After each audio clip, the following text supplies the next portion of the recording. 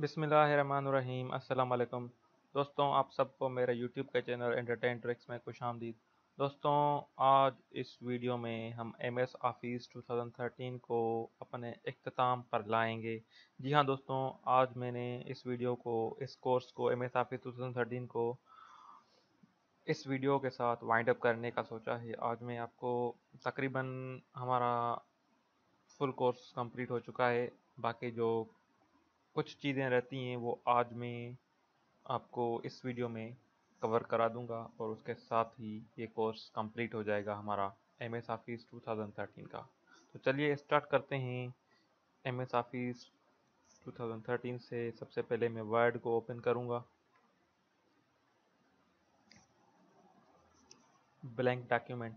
तो दोस्तों, जैसे कि आप जानते हैं, मैं आपको फाइल मेन्यू के बारे में भी सारा कुछ पढ़ा चुका हूँ, होम मेन्यू के बारे में भी, इंसर्ट के बारे में, और यहाँ पर रिव्यू के बारे में, व्यू के बारे में, पेज लेआउट के बारे में। ये मैंने सारा कुछ मैं आपको पहले वीडियोस में पढ़ा चुका हूँ। अगर आपने नहीं देखी तो बराए मेहरबानी पहले आप वो देख लें, फिर आज की ये वीडियो देखें, क्योंकि हम एक सीक्वेंस वाइज से चलते आ रहे थे और आज माशाल्लाह से ये हमारा कोर्स इख्तिताम पर पहुँचा है। बस कुछ इम्पोर्टेंट चीज़ें हैं जो मैं आपको कवर कराऊंगा आज, और उसके साथ ही ये कोर्स ख़त्म। तो दोस्तों, हमने डिज़ाइन का नहीं पढ़ा था, रेफरेंस का नहीं पढ़ा था, और मेलिंग्स का नहीं पढ़ा था। ठीक है दोस्तों, तो अब हम स्टार्ट करते हैं रेफरेंस से। तो दोस्तों, रेफरेंस में अंदर सबसे पहले आता है टेबल ऑफ कंटेंट। तो टेबल ऑफ कंटेंट हमारा वो होता है जब जब भी आप कोई बुक ओपन करते हैं, या जब आप यूनिवर्सिटीज़ में होते हैं और आपको थीसिस वगैरह बनानी पड़ती है, तो जब आपने कोई इंडेक्स देना होता है ना, शुरू में इंडेक्स देते हैं, तो उसके लिए हम टेबल ऑफ कंटेंट यूज़ करते हैं। अभी मेरे पास इधर कोई डॉक्यूमेंट बड़ा है नहीं, तो उसकी वजह से ये ऑप्शन आ गया है, नो एंट्रीज फाउंड। तो उसके लिए मैंने अभी कंट्रोल Z करके इसको खोल के ओपन करता हूँ। मैं कोई डॉक्यूमेंट रीडिंग कंप्रेशन का मैंने डॉक्यूमेंट ओपन किया। अब मैं चाहता हूँ कि भाई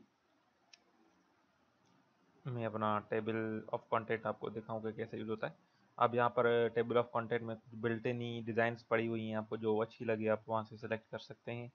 अब मुझे मिसाल तो ये अच्छी लगी, मैंने ये सेलेक्ट किया। टेबल ऑफ कंटेंट आपका टाइट चैप्टर में अंदर कौन कौन से कंटेंट हैं, आप लेवल 1 लेवल 2 उसी तरीके से फिर आप पेज नंबरिंग भी देते जाएंगे, सेट करते जाएंगे। इसमें से आप मतलब टेबल ऑफ कंटेंट सेट करते हैं। ठीक है दोस्तों, अगर आपका मिसाल तो ये हमारा चैप्टर 1 है, तो मैं चैप्टर 1 यहाँ अगर चैप्टर का नाम देना चाहता हूँ तो चैप्टर का नाम दूंगा। फिर वो किस पेज पर है, फिर वहाँ पर आके पेज चेंज करूँगा, भाई दूसरे पेज से स्टार्ट होता है। यह सारा कुछ मतलब टेबल ऑफ कंटेंट में हम कर सकते हैं बआसानी।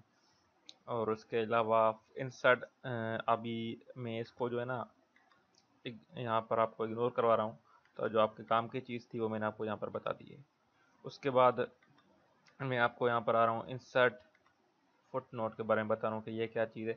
ये भी वही मतलब कमेंट वाली जो बात मैंने आपको पहले पिछली वीडियो में बताई थी ना, ये बिल्कुल उसी तरह उसी से ही रिजेंबल करता है, उसी काम का ही ये। लेकिन यहाँ पर बाकायदा नीचे हमारे को, अब यहाँ पर देखो पप्पल पप्पल डेकरी का हमें मतलब पता नहीं है। आपने एक नोट्स बनाए हैं, बुक बनाया है, आपने डॉक्यूमेंट बनाया है, तो आपने उसमें अंदर ये वर्ड यूज़ किया है पप्पल। अब पप्पल का आप तो मतलब जानते हैं, तो पर दूसरे लोग तो मतलब नहीं जानते होंगे, तो आप चाहेंगे कि भाई मैं इसका मतलब भी समझा लूँ। जैसे ना कभी कभार आप देखते होंगे स्टार का निशान छपा होता है, फिर हम नीचे देखते हैं कि स्टार का निशान छपा होता है, मतलब उसका मतलब ये होता है। इसी तरीक़ा से ये इंसर्ट फुटनोट भी वही चीज़ें इस तरह से काम आता है। आपने करना क्या है, यहाँ पर क्लिक करना है पप्पल के आगे, फिर अपने इंसर्ट फुटनोट करना है। इंसर्ट फुटनोट अब यहाँ पर मतलब लिखेंगे भाई कौन सा। पप्पल का मतलब पता नहीं मुझे भी क्या है, मैंने मिसाल तो कुछ भी लिखा, पप्पल मीन्स ट्री, एक पप्पल का दरख्त है। ठीक है, मैंने अपने हिसाब से रख लिया, लेकिन असल में यह है नहीं। मैंने आपको अब यहाँ पर देखें 1 का निशान आ गया, ये देख रहे हैं ना आप, 1 पप्पल मीन्स ट्री। अब ये ऊपर भी उसके सामने 1 का निशान आ गया हुआ, ये देखें 1। अब जब भी कोई बंदा पढ़ेगा पप्पल देख ये कहेगा 1, तो फिर ये डायरेक्ट पूरे पेज में 1 का निशान ढूंढेगा कि 1 कहाँ है, क्योंकि 1 के साइड पर उसकी मीनिंग लिखी होगी 1।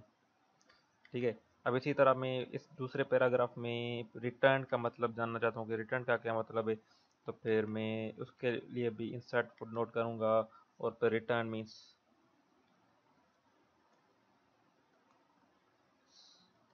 Something back. ठीक है, अब ये देखो टू का निशान आ गया, अब मैं यहाँ से उधर भी टू का निशान आ गया होगा, ये देखो टू, रिटर्न टू। तो ये इस तरीके से आप इस्तेमाल कर सकते हैं। अब आपने इंसर्ट फुटनोट लगा दी। अब कोई भी आपका पेपर पड़ेगा, पपल का मतलब समझ में नहीं आएगा, नीचे जाएगा और वन को वन से मैच करेगा, टू को टू से मैच करेगा, जैसे यहाँ पर रिटर्न का टू से मैच करेगा, उसको मतलब पता चल जाएगा कि टू वाले का मतलब ये था, वन वाले का मतलब ये था। It's very easy to use. मुझे उम्मीद है आपको ये अच्छा सा समझ में आ गया होगा। उसके बाद ये सारा वही है, इंसर्ट एंड नोट, या ये अपना नेक्स्ट फुट नोट भी वही है। आपने कौन कौन से फुट नोट इस्तेमाल किए हैं, ये उसी तरीके से ही शो नोट्स, ये यहाँ पर शो नोट्स करेगा, पहले से ही हमारे पास शो लगे पड़े हैं। और उसके अलावा ये अभी हम साइटेशंस एंड बिब्लियोग्राफी पर आ जाते हैं। तो साइटेशन ये हमारी तब यूज़ होती है जब आपने कोई डॉक्यूमेंट ये बनाया है, तो फिर आप चाहते हैं कि भाई जिसने बनाया है, मैंने मैंने ये बनाया है लेकिन आपने भी तो कहीं से देखकर बनाया होगा, आप चाहते हैं कि मैं उसी को क्रेडिट करूं, उसी का रेफरेंस भी दूं यहाँ पर कि मैंने किससे देखकर बनाया है। तो आप उसके लिए इंसर्ट साइटेशन करेंगे। मतलब सोर्स क्या है, यहाँ पर देखो लिखा हुआ है क्रेडिट है source of information by setting the book. आपने किस सोर्स से लिखा है आप करेंगे add a new source.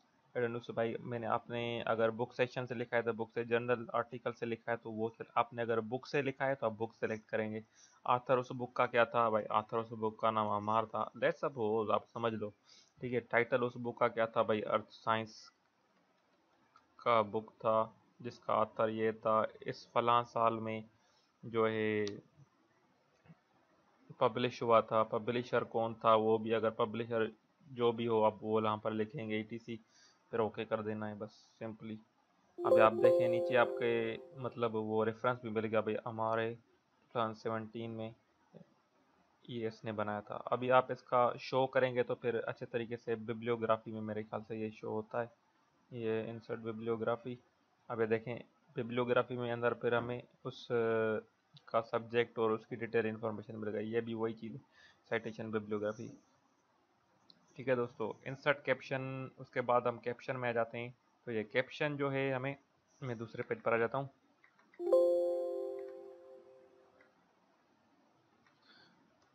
Control new करके मैंने अभी यहाँ पर सपोज एक मुझे पिक्चर अपलोड करनी है, कोई भी मैंने डेस्कटॉप से पिक्स उठा ली। ठीक है, ये पिक उठाई मैंने। अब मैं चाहता हूँ कि इसके ऊपर मैं कैप्शन भी दूँ, तो कैप्शन भी आप दे सकते हैं, रेफरेंस से आएंगे, रेफरेंस में इंसर्ट कैप्शन करेंगे, कोई भी illustration, one logo of entertain tricks. ठीक है, ये हमारा लोगो हो गया। अभी आप इसको सेंटर वाइज सब कुछ कर सकते हैं, वो आप यहीं वहीं से भी कर सकते थे। अब यहाँ पर देखें लेबल किस तरीके से होना चाहिए, इलस्ट्रेशन होना चाहिए या टेबल होना चाहिए, जिस फॉर्मेट में आप देना चाहें हो सकता है। इसको आप छोड़ दें। ठीक है, ये अपना कैप्शन बन गया। अभी आप इसको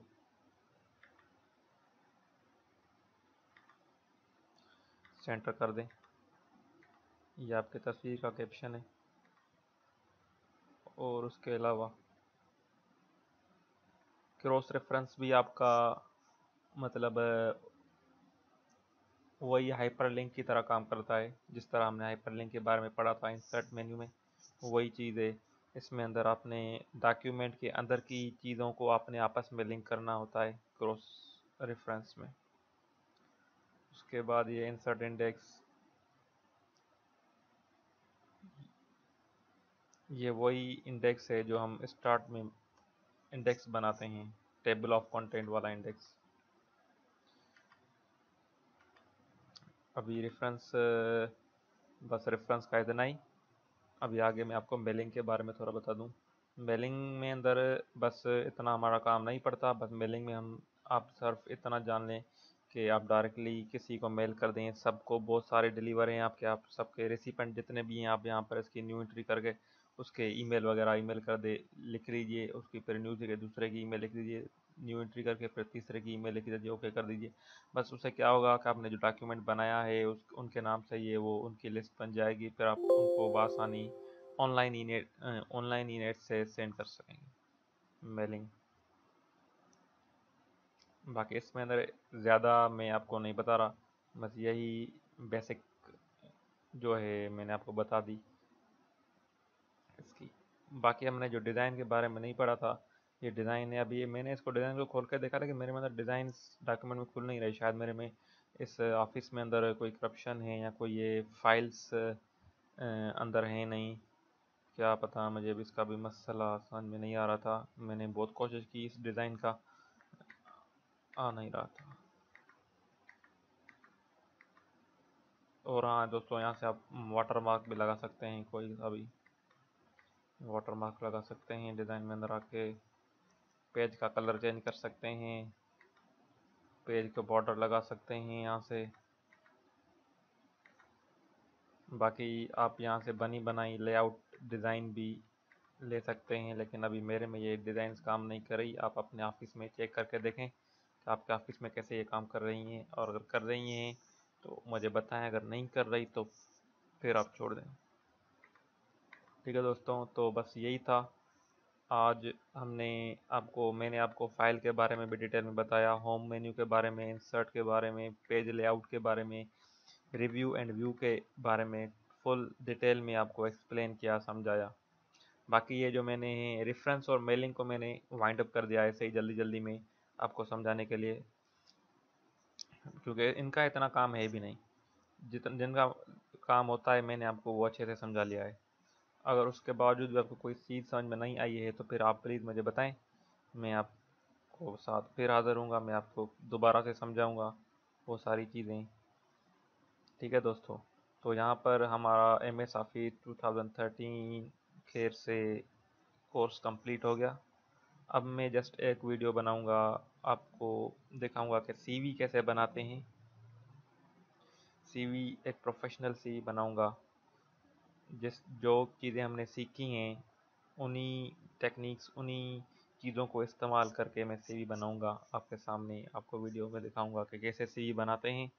और उसके बाद फिर हम दूसरे टॉपिक के तरफ बढ़ेंगे, जो कि आप जानते होंगे, MS पावर पॉइंट प्रेजेंटेशंस। उसमें मैं आपको बनाना सिखाऊंगा। उसकी मैं इतनी डिटेल में वीडियो नहीं बनाऊंगा, जस्ट शुरू में एक वीडियो में आपको इंट्रोडक्शन दूंगा कि उसमें अंदर क्या क्या बेसिक चीज़ें बताऊंगा, सारी इन्फॉर्मेशन दे दूंगा एक ही वीडियो में। उसके बाद फिर दूसरी वीडियो में आपको बना के दिखाऊंगा कि प्रेजेंटेशन कैसे बनाते हैं। ओके दोस्तों, तो मेरा ये चैनल आप सब्सक्राइब करें और मेरी वीडियोस देखते रहें। इसमें अंदर मैं और भी नई नई वीडियोस लाता रहूँगा, और मेरी वीडियोस को लाइक करें, सब्सक्राइब करें, और कमेंट में मुझे बताएंगे कैसी करी। उससे मुझे मोटिवेशन मिलेगी, मुझे मेरा हौसला और बढ़ेगा, मैं और भी अच्छी अच्छी वीडियोस बनाऊंगा। अगर मेरे में अंदर कोई कोताही हो गई हो, कोई समझ मतलब समझाने में नहीं समझा पाया, कोई मुश्किल थी हो, तो फिर उसके लिए sorry. Okay friend, thank you so much.